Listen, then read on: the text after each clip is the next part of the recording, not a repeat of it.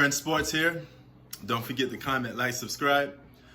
Before I even get started into this video, I want to give a shout out to Blue Bolt Sports Observer. He's a real one, so giving him a shout out. I want to shout out Philip. That's the veteran right there, And I want to give a shout out to Nothing But Net. Dude is extremely educated in sports. I think he has a great sports mind. And you don't come across a lot of people on YouTube that know about sports too much. Some of them just seem to be talking like a fanboy, So whenever I see guys like Blue Bolt, Nothing But Net, I got nothing but the utmost respect for guys like that because they have passion for the game, but they also know about the game a lot, They know about the numbers. They know about a lot of good stuff about the game. All right. So let's move on to the video, though. I want to talk about Kendrick Perkins. Okay, this is the same guy that's been making a lot of wild claims lately, calling everybody out. I mean, he just don't give a crap no more. He works for ESPN now, so he has to say a lot of stuff to catch people's attention, and that's what he seems to be doing. Kendrick Perkins is a bit, he fits in that category of professional sports guys that talk about sports, but then you say, this guy played sports for such and such, and when he talks about the game, he doesn't sound like a guy that knows about it. You would think somebody that played professional basketball will at least make a little bit of sense when they talk. Now, it's not about if you disagree with what he says or, if he says this guy is better than that guy, all right? It's how they go about saying the reasons why, the logic behind it. Some of it just doesn't make sense, But he recently said James Harden was better than Steph Curry, okay? Now, James Harden is an incredible, great basketball player. He's a great offensive player. But and he's an underrated passer. But outside of that, that's when some of the flaws actually kick in. So to all you James Harden fans, don't take this personally. Steph Curry fans, don't take this personally. We're not hating on none of these guys. We're just simply breaking down both of these players, okay? And that's what I'm going to do.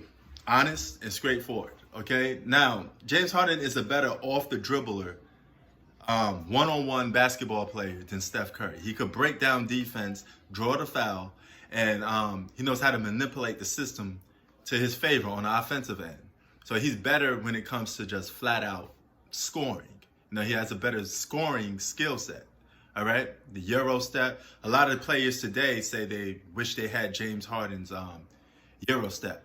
And, I watch an incredible amount of basketball, and when I see James Harden do these step back moves, it's beautiful to watch. It's a great skill, and to even able to draw the foul and do all that stuff is incredibly great. He knows how to draw you in and create the foul, and it's a thing that you could marvel at and be like, hey man, that's a hard move to stop.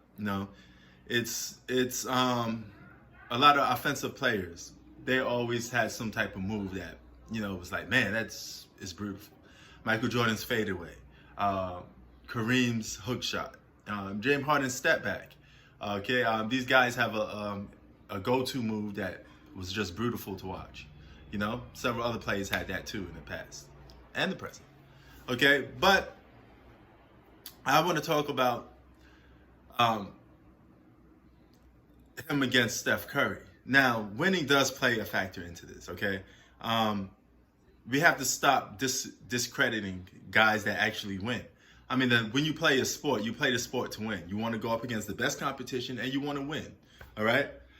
So when these two guys faced each other, Um, 51 times, I might add. Steph Curry has beaten James Harden 28 times. James Harden has beaten Steph Curry 23 times. It's not a big gap. Okay, it's not something for you to say, oh man, that's, that says it all. No, but it's enough to give Steph Curry an edge, right? In the playoffs, where it counts most, okay? This is where legends are born, the playoffs. What you do on the biggest stage, okay? That's what people are going to remember you by. What have you done on the biggest stage? Okay, so Steph Curry's 14-6 against James Harden. He has the edge on James Harden. All right, and here's the kicker with that. They face each other countless times in the playoffs, and despite Kevin Durant, the Warriors still beat the Rockets. Okay, Steph Curry, he plays into a winning system better. He knows how to play off the ball. He's not as ball dominant as James Harden. Okay, in the D'Antoni system, what I always going to question till you could rather, can you ever win a championship under the D'Antoni system? It inflates your numbers, but at the end of the day, you kind of sacrificing winning, because all it does is just give you these great stats, so to speak. Okay. Steph Curry plays in a better winning system that they created. Okay, it's his team. They built the team around him. So you can't take that away from Steph Curry. Even before Kevin Durant got there, they won 73 games. They've been to the finals. They won a championship a year before. Okay, this team has been consistent at winning, prior to last season, of course. But now, if you could see a quick breakdown of these guys, all right?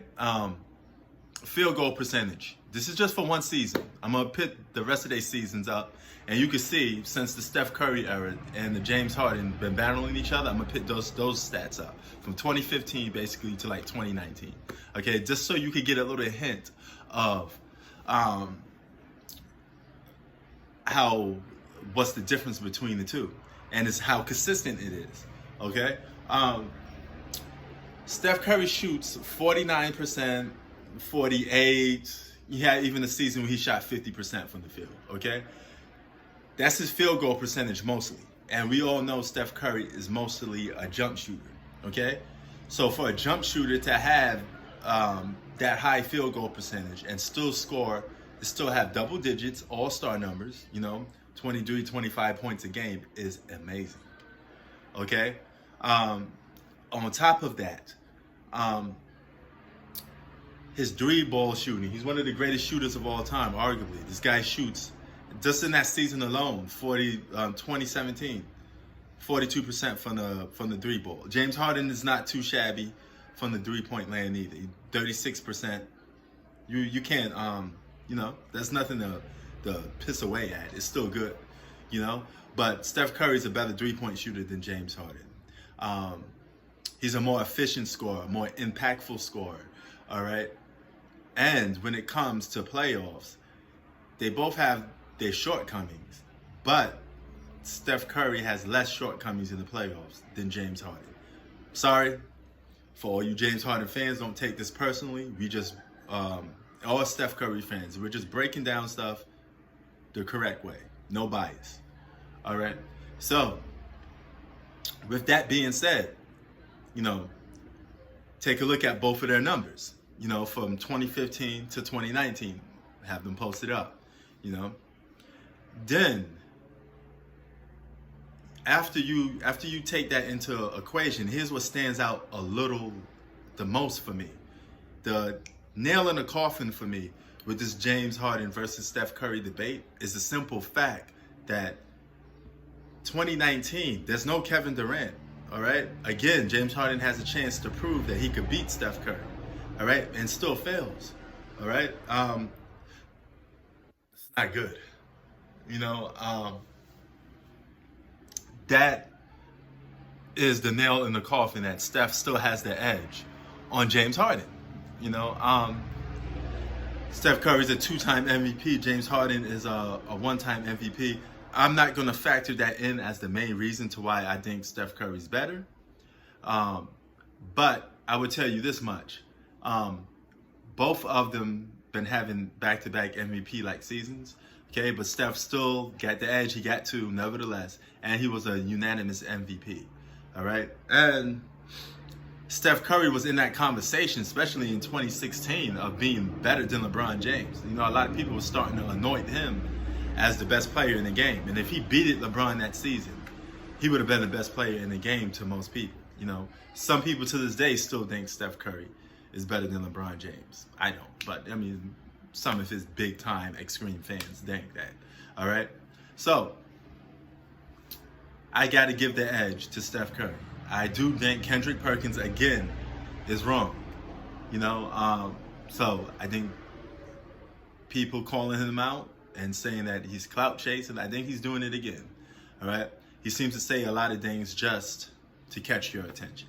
All right? And I don't know what's going on with these media people.